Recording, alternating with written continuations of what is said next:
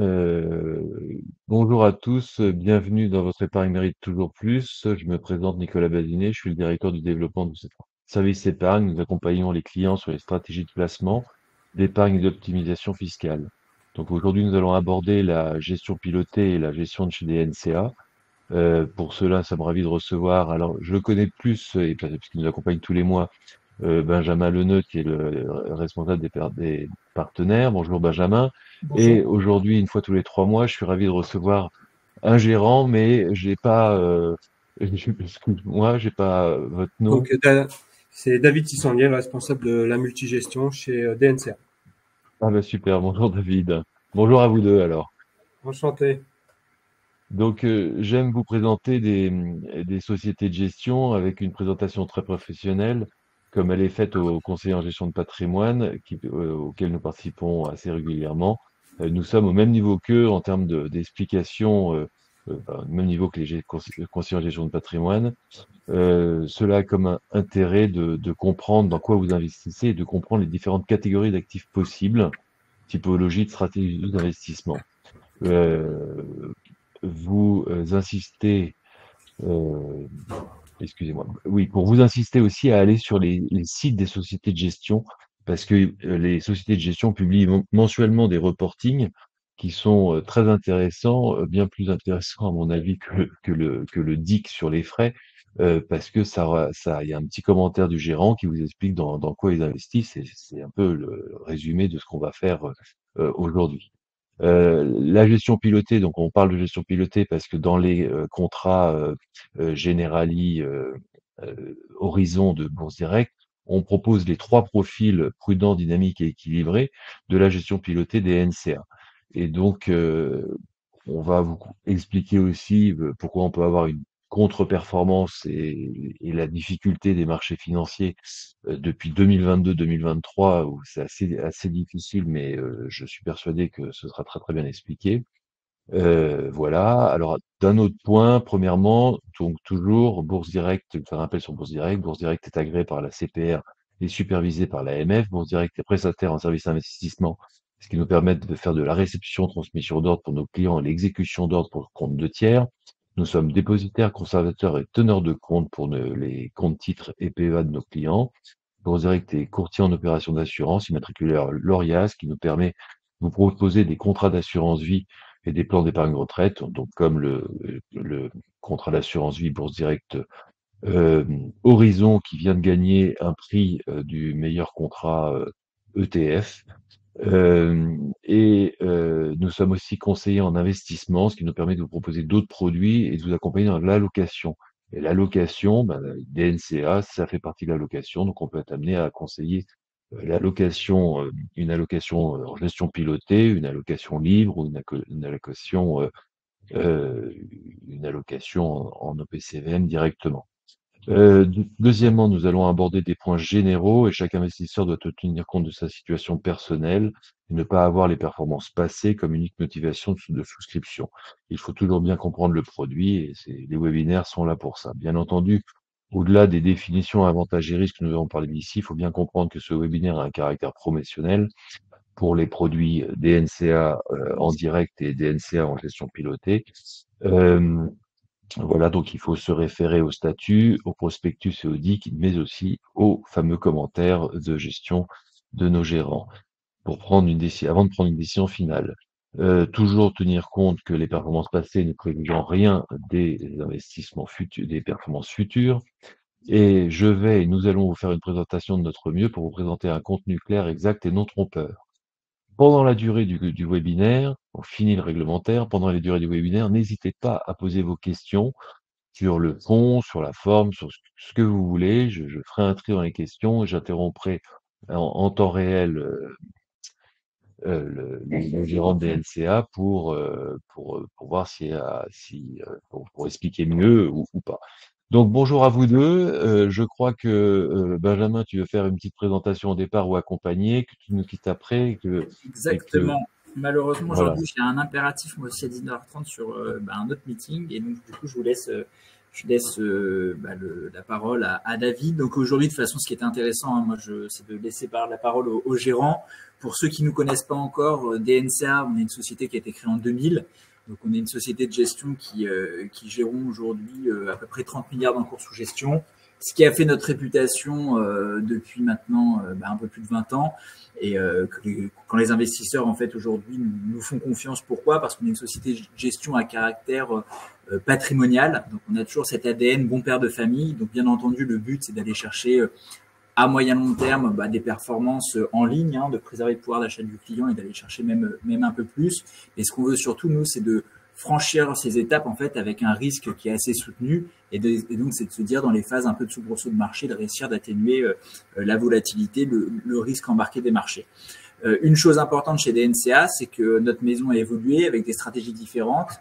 On a été assez précurseur aujourd'hui sur la multigestion parce qu'on a lancé la multigestion en 2007. Donc la multigestion, c'est le thème qu'on va aborder tout à l'heure. Hein. C'est quand une maison comme Bourse Direct nous propose de piloter un petit peu l'épargne de ses clients via la gestion pilotée. Et du coup, on a fait une refonte, comme je vous ai expliqué à beaucoup de clients qui nous écoutent. On a changé d'équipe, on a eu toute une refonte en 2019 avec l'arrivée de David Tissandier, du coup, vous allez avoir, qui va vous faire un point sur la maison.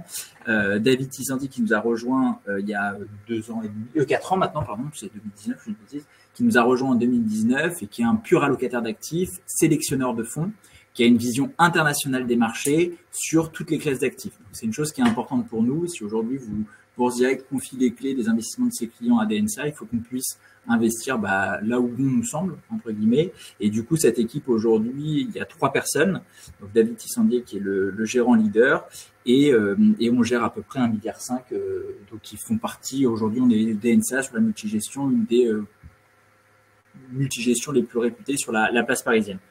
L'autre chose, donc du coup, comme David est là, le sujet aujourd'hui, c'est de vous faire quand même un point qui se présente, faire un point aujourd'hui sur les marchés, la macroéconomie, de savoir un petit peu comment on voit les choses, et ensuite de voir comment on décline ça dans la gestion des différentes gestions pilotées chez Bourse Direct.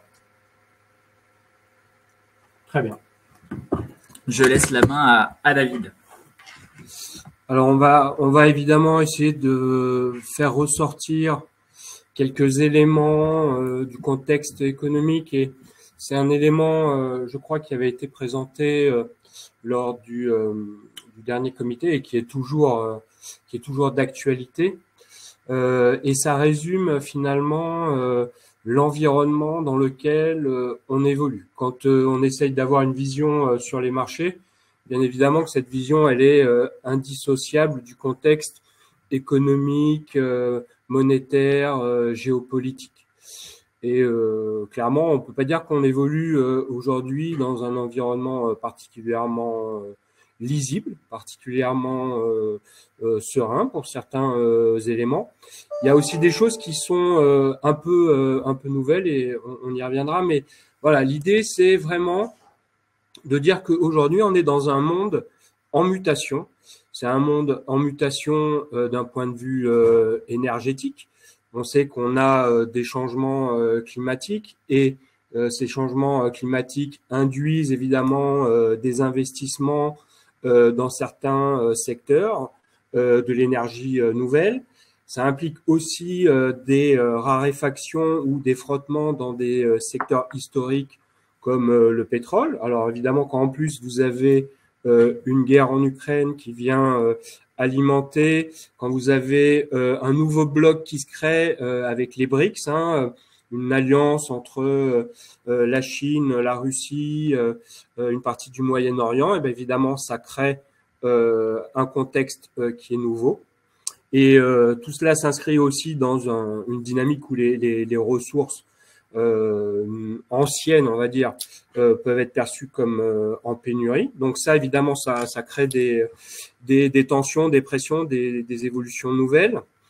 Ces changements de blocs, avec cette création des BRICS, avec, on pourrait presque dire, la fin d'une ère, d'une suprématie occidentale, elle se fait aussi dans un contexte de montée des populismes, de tensions géopolitiques assez importantes. Des problèmes démographiques qui sont fondamentalement là aussi source de déséquilibre entre les différents continents. On a beaucoup parlé du vieillissement de la population au Japon, mais c'est aussi le cas en Europe de façon assez marquée.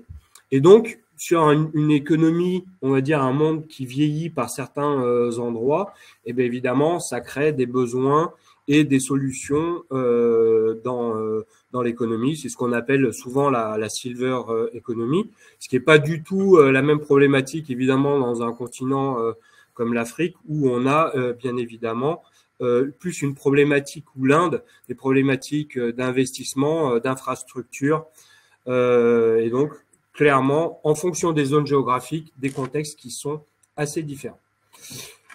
Une chose qui peut-être a surpris tout le monde, et je pense qu'on le constate même dans notre quotidien, c'est que malgré ce qui a pu se passer, ce contexte assez dégradé, les hausses de taux des banquiers centraux, ben finalement, il n'y a pas de problème aujourd'hui, on va qualifier d'emploi. Il n'y a pas de stress sur la création d'emplois ou même une hausse massive du chômage. Tout simplement parce que on pourrait presque dire que le Covid... Attendez, excusez-moi parce que il y a la dame qui fasse le ménage, qui passe l'aspirateur. Je sais pas si vous entendez le bruit de fond, bon, c'est pas bien grave. Donc, on constate aujourd'hui aux États-Unis, en Europe, que fondamentalement, voilà, on reste sur des niveaux de chômage extrêmement faibles. Donc, c'est peut-être une structure qui a évolué depuis le Covid, depuis le fait qu'aux États-Unis, on ait aussi rapatrié pas mal d'entreprises. Et donc, il y a structurellement aujourd'hui pas de problème d'emploi. Quand on regarde les crises antérieures, les fois où les banquiers centraux ont remonté les taux directeurs, et bien clairement, la détérioration de l'emploi a été beaucoup plus marquée. Ce qui fait qu'aujourd'hui, globalement, on peut dire qu'on est dans ce qu'on appelle un environnement de stagflation. Qu'est-ce que ça veut dire? Ça veut dire que fondamentalement, on a des déséquilibres qui créent une inflation structurelle. Alors, elle ne va pas rester sur les niveaux de 2022, mais on va dire que l'époque d'inflation très très faible des dernières années est peut-être derrière nous. Donc, un contexte structurellement plus inflationniste. Et par contre, d'un point de vue économique, on peut connaître des situations de ralentissement économique. Voilà. Donc, un contexte pas simple.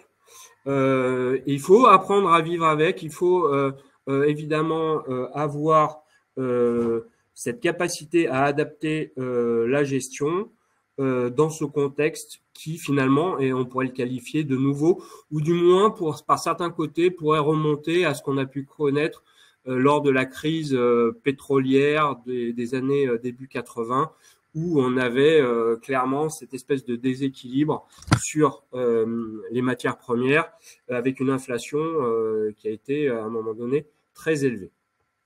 Donc, pour résumer, on est dans un contexte où on a des incertitudes sur la croissance, notamment en Europe. Aux États-Unis, c'est un peu plus robuste. On a évidemment un contexte avec plus d'inflation. Aujourd'hui, les politiques monétaires, vous savez tous que les taux des banques centrales, quand vous-même cherchez à vous financer pour acheter un appartement, ben, ça vous coûte quand même nettement plus cher qu'il y a 2 ans. Donc, un contexte où le coût de l'argent est beaucoup plus élevé, que ce soit en Europe, aux États-Unis, mais dans pas mal de pays également émergents. Et puis, les politiques budgétaires, c'est-à-dire c'est la capacité que peuvent avoir les États à soutenir une économie, à injecter des subventions pour soutenir la consommation. Ben, ça vous a pas échappé que beaucoup d'États, en premier lieu la France ou même les États-Unis, sont sur des situations où leur niveau d'endettement est tellement important que la capacité qu'ont ces États à stimuler l'économie est aujourd'hui un peu plus difficile. Donc là, ça reprend globalement les mêmes choses, mais voilà, un contexte qui est quand même nouveau et particulièrement difficile. Alors, je vous ai intégré, et je ne sais pas si vous voyez bien le tableau, globalement, vous avez là l'ensemble des performances des marchés d'actions mondiaux depuis le début de l'année. Donc, finalement, peut-être la surprise de cette année, c'est des marchés d'actions qui, globalement, s'en tirent pas trop mal. Tout le monde a peut-être en tête le Nasdaq, donc l'indice des valeurs technologiques américaines qui est en progression de 26% depuis le début de l'année.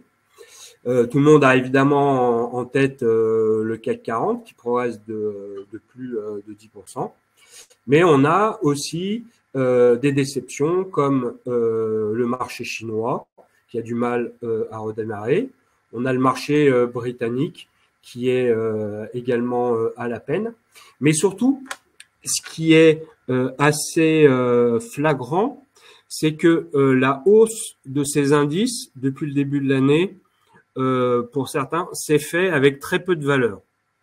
Si on prend l'exemple du Nasdaq ou même du S&P, eh bien, en fait, si vous enlevez les 10 meilleures valeurs de ces indices qui globalement appartiennent au monde de l'intelligence artificielle ou de secteurs liés à l'intelligence artificielle ou vraiment de la tech très orienté sur ce secteur-là, et bien en fait les autres secteurs sont énormément à la traîne et ont des performances beaucoup plus mitigées. Donc quel est le message derrière ça? C'est que il y a évidemment des performances qui sont cette année positives, qui sont un peu l'effet miroir de l'année dernière qui était extrêmement difficile sur tout ce qui a plutôt pas trop mal monté cette année. Eh bien, tout ça se fait de façon très peu ordonnée avec d'énormes écarts entre les secteurs, entre les valeurs et entre les zones géographiques. Un point qui est assez intéressant et ça vous montre également, alors je vais essayer d'être un peu clair, un peu synthétique. Ce tableau-là reprend par zone géographique les écarts de performance que vous pouvez avoir entre, on va dire, les valeurs de croissance et les valeurs dites décotées, ce qu'on appelle la value. Et donc, vous voyez, même sur une année comme 2023, vous avez des écarts qui peuvent être monstrueux.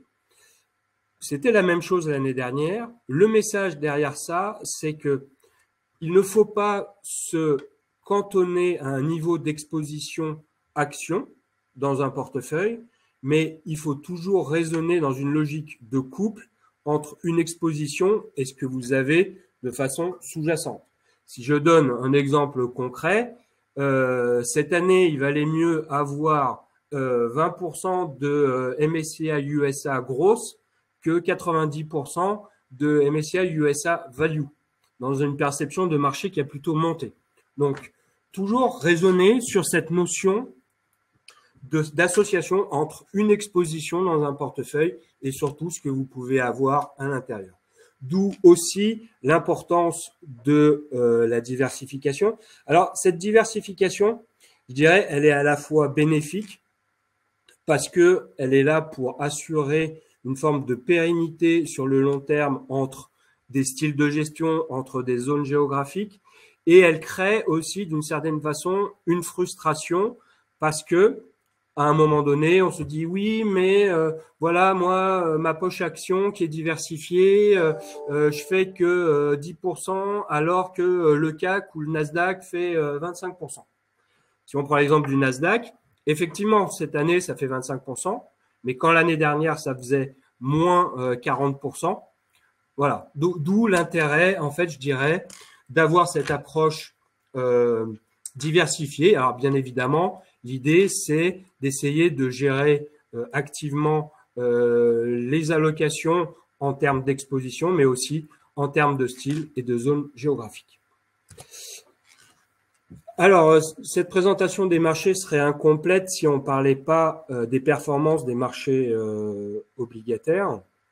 Alors, je sais que les marchés obligataires, c'est souvent le côté obscur des marchés pour beaucoup de gens. Ils comprennent pas forcément comment ça fonctionne. Donc, c'est tout simplement le marché de la dette d'un État ou d'une entreprise qui, pour se financer, eh ben, émet une obligation et vous acceptez bien évidemment de prêter de l'argent finalement à un État ou à une entreprise, moyennant évidemment une rémunération qui est à la base le coupon. Plus évidemment la société va être mal notée, c'est-à-dire plus son risque de ne pas être solvable est élevé, plus vous qui prêtez de l'argent, vous allez demander un niveau de coupon extrêmement élevé pour accepter de prêter. Et c'est la même chose hein, quand une banque vous prête de l'argent, si vous n'êtes pas solvable, bah, soit elle vous prête pas, soit elle va vous faire un taux élevé. Et par contre, si vous avez des millions sur votre compte en banque, elle aura aucun souci à vous prêter à un taux bas. Donc, il y a donc des titres, des émissions sur le marché. Et évidemment, il y a un contexte que les obligations détestent, c'est l'inflation. Tout simplement parce que ça détruit la valeur du coupon de la rémunération que vous offre l'obligation en circulation. Et quand vous regardez, et je vous invite à aller dans la colonne N-1, puisque c'est vraiment en fait ce qui a marqué l'année 2022, vous voyez dans cette colonne rose la performance des marchés obligataires l'année dernière. Donc, on est sur des performances qui sont plus mauvaises que les marchés d'actions, à l'exception peut-être du CAC qui a plutôt bien performé grâce à certains vecteurs comme le luxe ou les pétrolières. Mais le marché obligataire a connu une année qu'elle n'avait pas connue dans son ensemble depuis les années 80. Quand on fait référence à la crise de 2008, quand on fait référence à la crise du début des années 2000, l'éclatement de la bulle Internet, vous aviez un stress sur les obligations qu'on appelle corporate ou à haut rendement, mais par contre, les obligations d'État faisaient office de valeur refuge. Or, l'année dernière, ces obligations ont connu un choc extrême et ce qui a aussi entraîné les actions dans leur sillage. Donc, quand on parlait de décorrélation historique, cette construction historique d'un portefeuille où j'avais des actions et j'avais des obligations, eh ben, globalement, l'année dernière, c'était le double effet qui se coule négatif. Voilà, clairement, c'était le stress absolu. Et c'est aussi pour ça que certains portefeuilles ont connu, et le désarroi des clients, c'est que certains portefeuilles les plus défensifs ont connu les performances presque plus mauvaises que des portefeuilles dynamiques. Voilà. Alors, ce que je comprends bien, pour comprendre, c'est qu'effectivement, sur les trois stratégies que vous avez, vous avez vous fluctuez votre pourcentage entre des obligations, des actions qui correspondent au profil, et dans vos portefeuilles, vous avez tous les différents marchés qui existent sur les différentes places, et vous essayez de bâtir une allocation qui évolue dans le temps sur cet ensemble de marchés. Exactement. C'est-à-dire que là, je dirais, on a le marché en lui-même, et puis après, on utilise des fonds qui, au sein de leur spécialisation sur tel ou tel marché, ils vont avoir une capacité à générer de la performance parce que ils sont soit flexibles, soit défensifs, soit agressifs. Donc, dans notre travail, et ça reprend, et je vais peut-être y venir là, on a une première réflexion qui est de dire dans quel environnement évoluons-nous. Deuxièmement, quelles sont les classes d'actifs à privilégier. Et une fois qu'on a défini les classes d'actifs à privilégier et les zones géographiques, on sélectionne les fonds sur chacune des stratégies sur lesquelles on veut être positionné avec un style de gestion bien définie. Quand vous sélectionnez un tracker, par exemple, ce que vous jouez, c'est de faire la performance en adéquation avec son indice. C'est-à-dire que vous cherchez pas à avoir de la flexibilité. L'idée, c'est, voilà, j'ai un ETF, un tracker CAC 40, c'est que je veux avoir la performance du CAC 40. Par contre, sur un marché action ou obligataire, quand vous savez que c'est assez incertain, que c'est relativement difficile, que c'est pas de la ligne directe vers de la performance, vous allez sélectionner aussi des fonds qui ont cette capacité, avoir une vision qui peut être différente de la vôtre pour offrir une diversification et une approche de construction de portefeuille qui est dans le temps la plus robuste possible.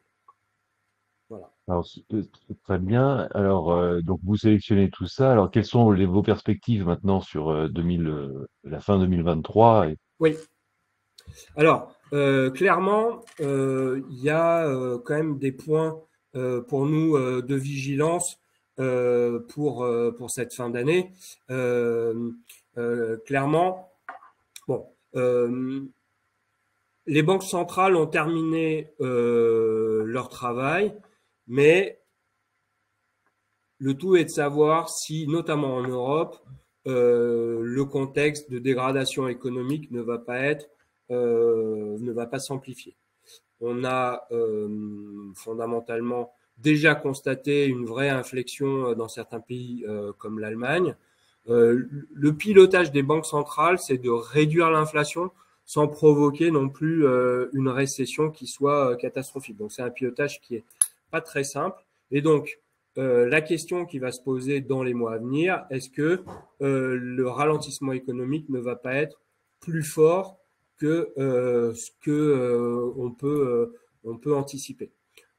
Aux États-Unis, on est plutôt confiant. En Europe, on a quand même des sources d'incertitude. Donc, comme je l'évoquais, l'inflation qui reste quand même structurellement plus élevée, même s'il y a eu quand même des signes de ralentissement. Ce qui nous pose problème sur cette problématique d'inflation, c'est que le marché de l'emploi reste robuste. Donc, qui dit marché de l'emploi robuste dit pas de pression finalement à la baisse des salaires. Donc, je dirais le bon côté, c'est qu'il n'y a pas de chômage, mais le côté négatif de ça, c'est que la baisse d'inflation tarde à venir. Qui plus est, on a en plus le pétrole qui a pas mal rebondi pour les raisons que j'évoquais, réduction de la production de pétrole. Et donc, depuis la fin juin, on a eu un rebond du pétrole de plus de 20%. Donc là, clairement, ça crée des tensions inflationnistes. Donc, cette problématique géopolitique avec l'influence de ces pays des BRICS, ça crée en fait des blocs qui sont aujourd'hui de plus en plus autonomes et qui créent évidemment des dissidences et des frottements sur le prix des matières premières. Bon, alors, le risque géopolitique, j'ai envie de dire, malheureusement, j'ai un peu l'impression qu'on vit avec depuis des années, pas plus tard que les événements de ce week-end. Bon, la crise Ukraine-Russie, Chine avec Taïwan. Donc bon, ça, fondamentalement, je dirais, c'est un élément qu'on pourrait mettre dans tous les slides tous les mois. Et évidemment, il y a une chose aussi qu'on regarde d'un peu près, c'est le secteur de l'immobilier en Chine, où clairement, il y a une bulle sur le secteur immobilier. L'État, évidemment, a ce difficile exercice de ralentir le prix de l'immobilier, de le faire baisser sans créer un cataclysme sur ce secteur-là. Après, il y a des points positifs. C'est que, bien évidemment, donc je l'ai dit, le taux de chômage reste faible. La croissance américaine résiste bien. En termes de matières premières, les niveaux de stock de gaz pour cet hiver sont à plein, donc clairement, on n'aura pas de problème d'approvisionnement. Et puis, si on reparle de la Chine, on a quand même le gouvernement chinois, lui, je dirais, a les moyens de ses ambitions, puisque son niveau d'endettement est beaucoup plus faible, et donc il a les moyens de soutenir sa croissance. Donc si on fait une projection pour les mois à venir, sur la fin d'année, je dirais, on va opérer un repositionnement sur les actions américaines, sur lesquelles on considère qu'il y a aujourd'hui une meilleure visibilité sur le contexte économique, sans forcément acheter des valeurs technologiques, mais acheter tout simplement des valeurs américaines, des fonds positionnés sur le segment américain. On amplifie notre prudence sur les actions européennes, à l'image, et c'est sans trahir de secret, mais on a eu les résultats ce soir après la clôture de LVMH, qui sont quand même clairement pas mauvais, hein, c'est pas une société en difficulté, mais qui sont moins bons que anticipé. Donc, on devrait avoir un peu de pression sur le CAC 40. Donc, nous, on anticipe quand même des pressions un peu plus persistantes sur les actions européennes. On garde une assez bonne vision sur les pays émergents, tout simplement parce que ce sont des pays qui sont bien en avance dans le cycle. Ils ont plutôt, pour certains, tendance à commencer à baisser leurs taux. Donc, ils sont vraiment dans un contexte un peu plus favorable. Et puis, si on prend l'image de la Chine, l'exemple de la Chine, c'est un marché d'actions qui est très, très, très en retard. Et donc, je dirais, on a aujourd'hui pas trop de stress à être positionné dessus, en considérant que il y a dans les mois, trimestres à venir, un potentiel qui est assez intéressant. Donc, prudence sur cette fin d'année, et dans cette prudence, renforcement des US, réduction de l'Europe et maintien des émergents. Ça, c'est sur la partie action. Sur la partie obligataire, donc sans rentrer dans des points trop techniques, on va privilégier les entreprises ou les États plutôt sur ce qu'on va appeler des maturités courtes, des échéances courtes, c'est-à-dire que on va sélectionner des fonds qui offrent un niveau de rendement attrayant, mais plutôt sur des échéances de 1 ou 2 ans, là où finalement la visibilité est la meilleure, l'ancrage est le meilleur, alors que sur la partie plus longue, c'est-à-dire quand vous achetez des papiers qui sont sur des maturités plus longues ou des fonds qui se positionnent là-dessus, eh ben, c'est un segment qui est beaucoup plus volatile et sur lequel il y a un manque de visibilité pour les questions que j'ai évoquées, l'inflation, le fait que la rémunération sur cette partie-là ne soit pas meilleure que sur les parties plus courtes, et en tout cas un manque d'attrait encore des investisseurs là-dessus, donc une certaine méfiance. Donc le message, si je devais synthétiser globalement ce qu'on a envie de faire, c'est pas être très agressif pour l'instant sur cette partie obligataire, être bien diversifié, être un peu plus prudent pour cette fin d'année sur la partie action en repositionnant d'un point de vue géographique plus d'États-Unis et moins d'Europe. Voilà, je pense que ça synthétise assez bien ce qu'on a envie de faire pour. Alors, on a plutôt attendu de voir comment se comportait le message des dernières banques centrales. Donc, bon, globalement, en Europe, ça devrait être terminé, plus de hausse de taux. Je pense que voilà, le message de Madame Lagarde allait dans ce sens. Plutôt le travail est fait, sauf événement extrêmement particulier. Aux États-Unis, ils ont encore ouvert la porte pour une hausse supplémentaire, mais là aussi, le travail est terminé. Par contre, on devrait avoir des taux de banque centrale, des taux qui vont rester élevés assez longtemps. Pas de baisse avant, selon nous, le deuxième trimestre 2024.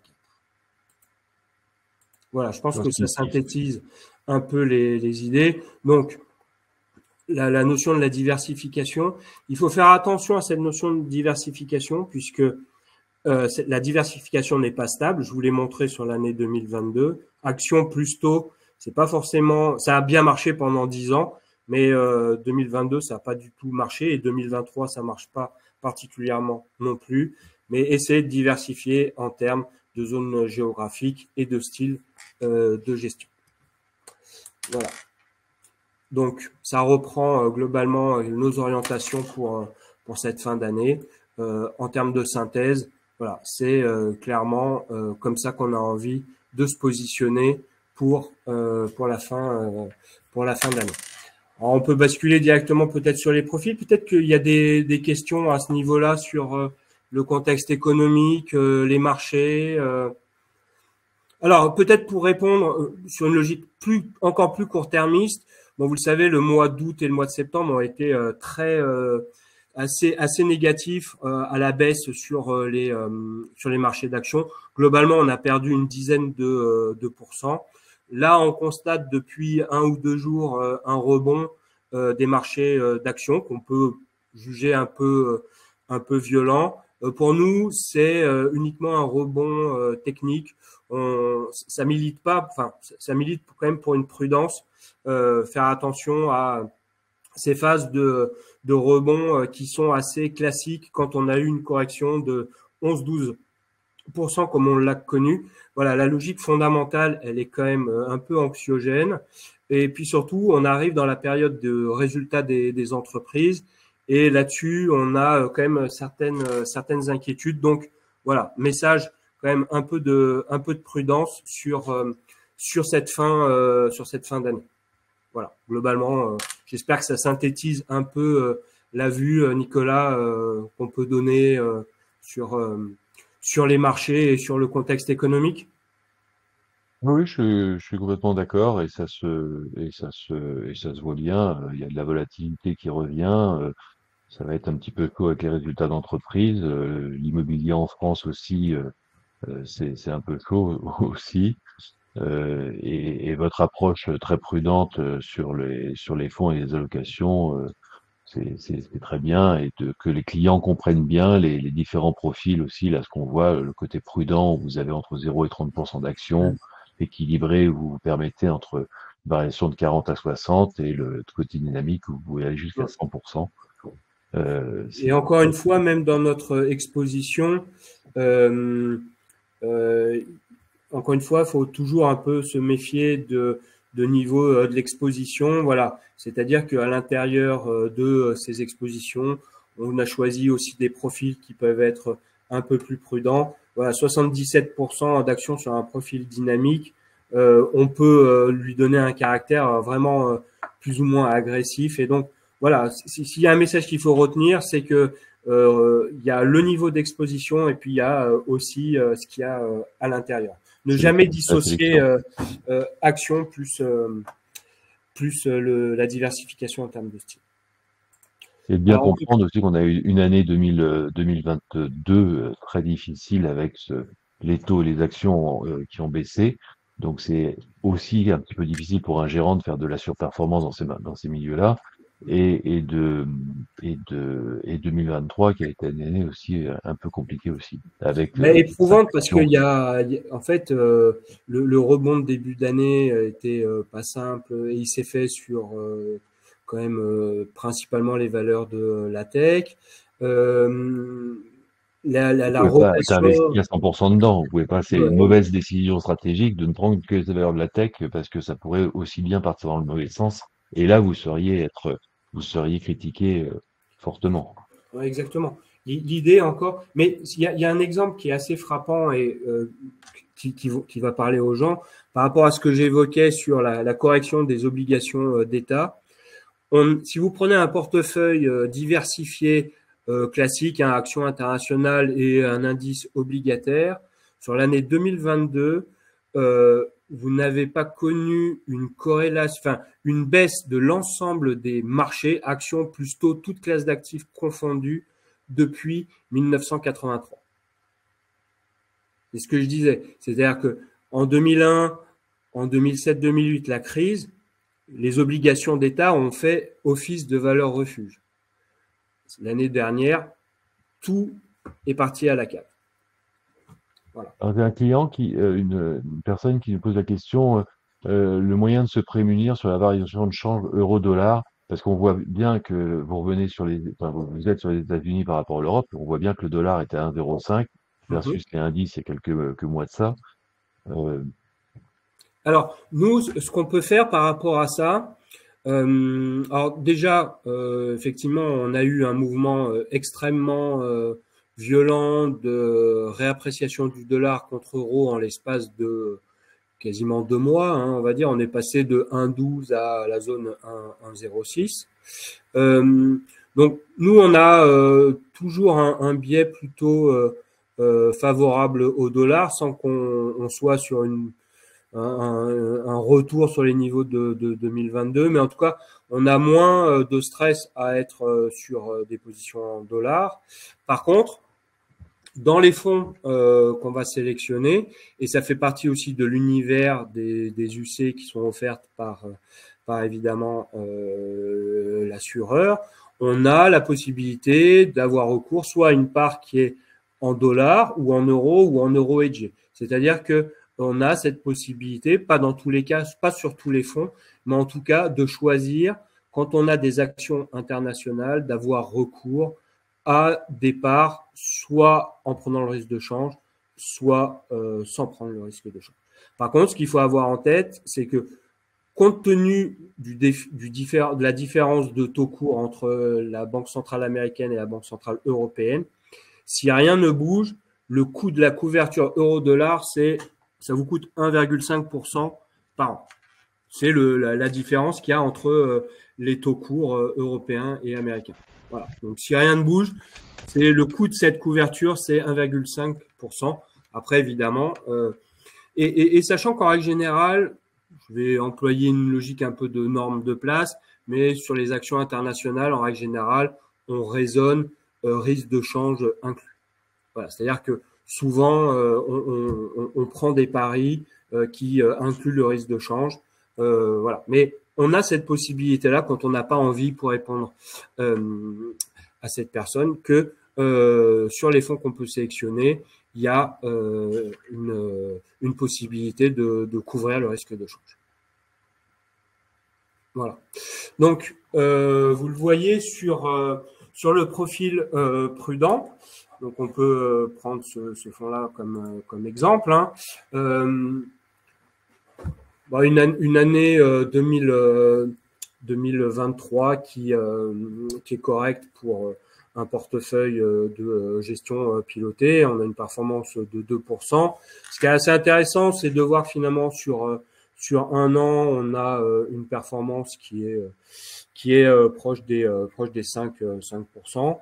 Bon, voilà, globalement, il y a un effet 2022 qui est assez négatif. Hein, on perd une dizaine de pourcents sur l'année 2022. Mais voilà, historiquement, c'est un profil qu'on essaye vraiment de gérer de façon assez prudente, en ayant recours évidemment à une assez forte diversification. Là, je vous ai intégré le portefeuille global, hein, parce que fondamentalement que les principales positions, ça masque un peu le positionnement. Alors, ce qui est intéressant, déjà, vous voyez qu'il y a pas que des fonds DNCA, bien évidemment. Hein, on le limite même de façon assez importante, tout simplement parce que, notamment sur un profil défensif, il y a beaucoup de sociétés qui offrent des gestions qui peuvent être relativement intéressantes. Alors, si on prend des choses qui sont assez sympathiques et qui vous montrent l'écart qu'il peut y avoir dans un marché en raisonnant même en termes de classe d'actifs. Si vous prenez un produit comme le DNCA Alpha Bonds, qui est une très grosse pondération, l'année dernière, il a fait une performance de 5% quand le marché était à moins 15, et cette année, il a une performance autour de 3%. Et si vous prenez un produit qui est beaucoup plus benchmarké, donc qui colle davantage à son indice, par exemple le sextant bond picking, bah, l'année dernière, il a une performance de moins 10, moins 12%, quand cette année, il a une performance en ligne, c'est-à-dire proche de zéro. Donc, vous voyez, l'important, c'est à la fois d'avoir une vision sur la classe d'actifs, mais aussi de sélectionner le bon style de gestion, être flexible ou pas. Dans l'univers des fonds actions américains ou même européens, pour que ça parle davantage aux gens. Vous avez un produit comme Renaissance Europe, hein, qui est géré par Comgest, une boîte qu'on aime beaucoup. Eh bien, on est sur une performance qui est de l'ordre de 15%, quand vous avez à l'inverse un produit comme le DNCA Invest Europe Growth, pour ne pas parler que des fonds DNCA qui marchent bien. Eh ben, ce fonds-là qui est positionné sur les valeurs vraiment de croissance a une performance qui est plutôt proche de zéro, alors que dans les années 2021, ce produit-là avait des performances proches de 30%. Donc, tout ça pour dire que sur les fonds actions notamment, on voit que en premier lieu, avant même, je vais dire une chose, mais avant même la qualité du gérant, ce qui est important, c'est le style sur lequel il est investi. Est-ce qu'il est sur des petites capitalisations? Est-ce qu'il est sur de la grande capitalisation? Est-ce que ce sont des valeurs décotées? Est-ce que c'est des valeurs de croissance? Est-ce que c'est voilà. Et je dirais que c'est ce style-là qui va prédominer en premier lieu. Et après, eh bien, évidemment, c'est la qualité du gérant qui vient se positionner dessus. Mais encore une fois, je vais donner un exemple très flagrant. Avant, je dirais, l'année 2022, on sort de 10 années de surperformance du style croissance qualité, donc des valeurs de la technologie, des valeurs en fait voilà qui ont cette capacité à être peut-être chères mais à générer de la croissance dans un contexte de taux bas. Eh bien, le plus mauvais gérant action croissance européenne faisait mieux que le meilleur gérant action sur les valeurs des côtés, le style value. Donc tout simplement parce que il fallait être sur ce segment-là de valeur. Donc d'abord le style et après le gérant. Voilà. Donc comme vous le voyez sur ce portefeuille-là, clairement il y a une représentation de ce qui se fait dans l'univers des fonds de l'assureur qui sont éligibles, puisqu'on travaille évidemment sur ce gisement-là. Et donc, voilà, il y a tout sauf du DNCA. Il y a une expertise, comme le disait Benjamin, qui est assez forte sur les actions européennes et la performance absolue obligataire. Mais bon, clairement, on n'a pas d'expérience à montrer sur les actions américaines. Il y a des gérants qui font ça, évidemment, beaucoup mieux que nous. Voilà. Ce que je veux remarquer, c'est que il y a une diversification sur des fonds. C'est pas que des fonds DNCA, effectivement. Vous essayez de chercher le même. Donc, il y a vraiment du stock picking sur des gérants, sur des, après, c'est la maison qui travaille sur les choix dans vos investissements que vous allez faire par rapport aux perspectives que vous avez identifiées. Donc, il y a vraiment cette diversification. Et quand on construit un portefeuille sur la gestion pilotée, on fait pas ça pour 1 an, 2 ans. On fait ça sur une longue durée et les performances se voient sur sur une longue durée supérieure à 5 ans pour pouvoir une performance et d'aller chercher le benchmark, quoi. Je vais aller peut-être sur l'extrême. Donc, on a vu la logique du profil prudent. Alors, hop.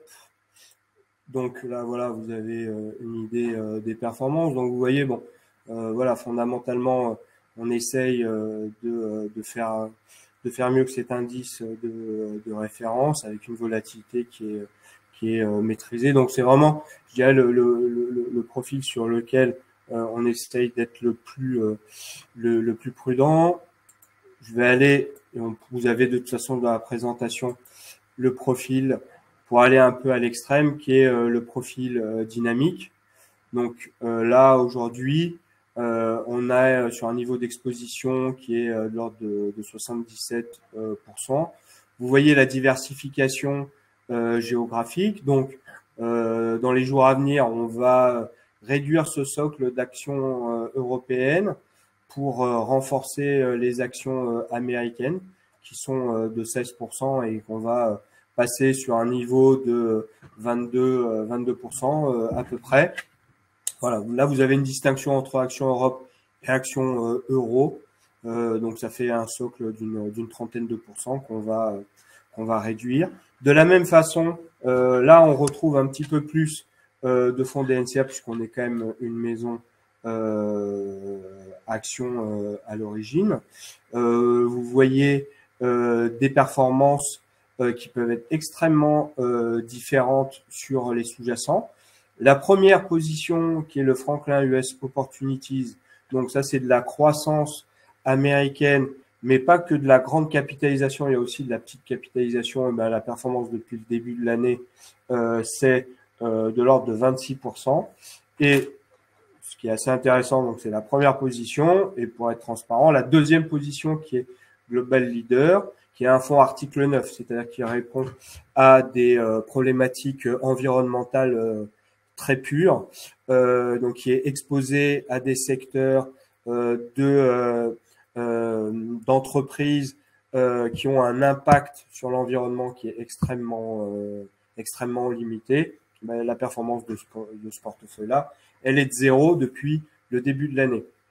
Donc, on a parlé de secteur, on a parlé d'environnement. Tout ce qui touche à ce qui est environnement, économie durable, connaît une année 2023 qui est particulièrement difficile. Alors, nous, c'est un thème qu'on maintient dans le portefeuille parce qu'on considère que il y a évidemment des niveaux de valorisation qui sont attractifs.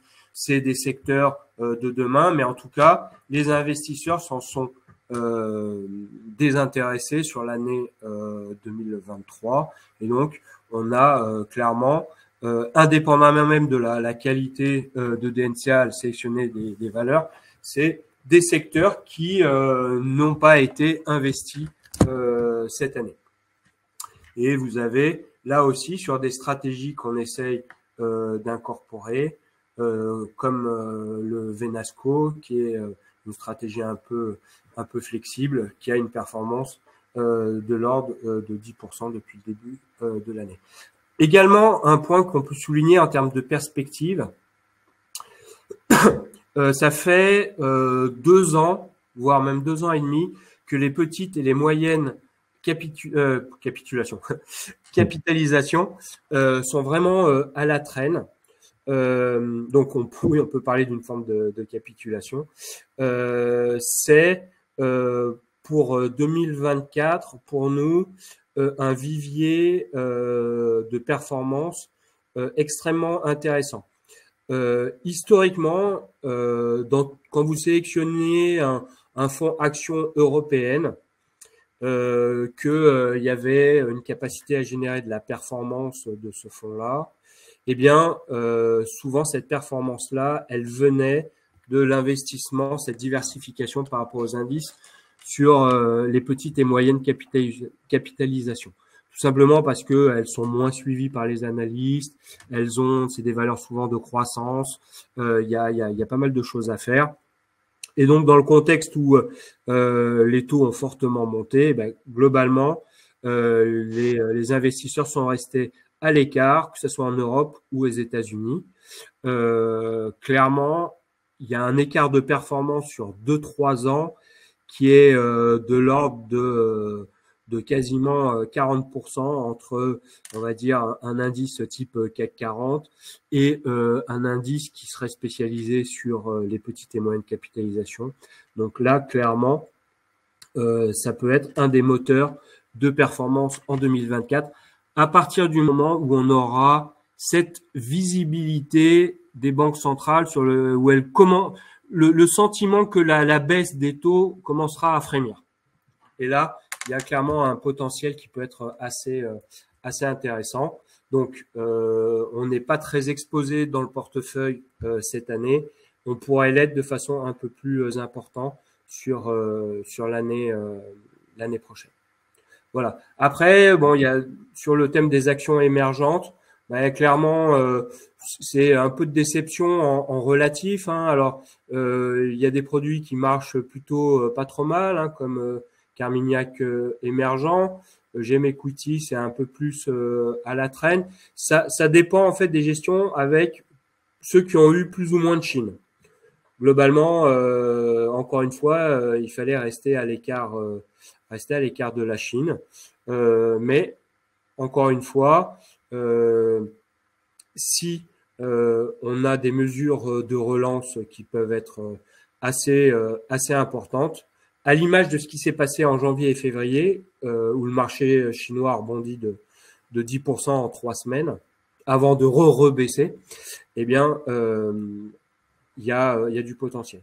Voilà. Donc, en gros, le message, c'est que derrière les performances que vous pouvez voir depuis le début de l'année, on peut pas en tirer des conclusions sur le fait qu'il y a plus de potentiel de rebond des marchés d'actions. Mais par contre, le rebond des marchés d'actions peut se faire sur des segments qui n'ont pas forcément rebondi cette année ou qui ont encore plus particulièrement souffert l'année dernière.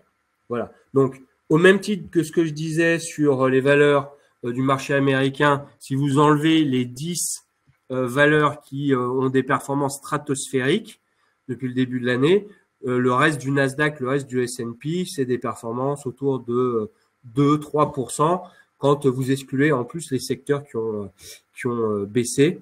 Donc, il y a un vivier de performance. Ce qui est important, c'est de savoir quand, bien évidemment, toujours. Donc, on essaye de maintenir cette diversification en termes de style et de zone géographique.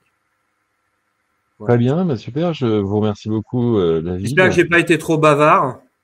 Non, non, très bien, il est 20h. N'hésitez pas à poser des questions, à nous poser des questions si vous en avez. Moi, j'en ai pas.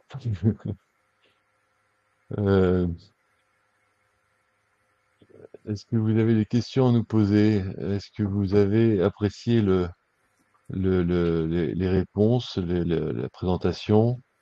Je suis preneur de tout.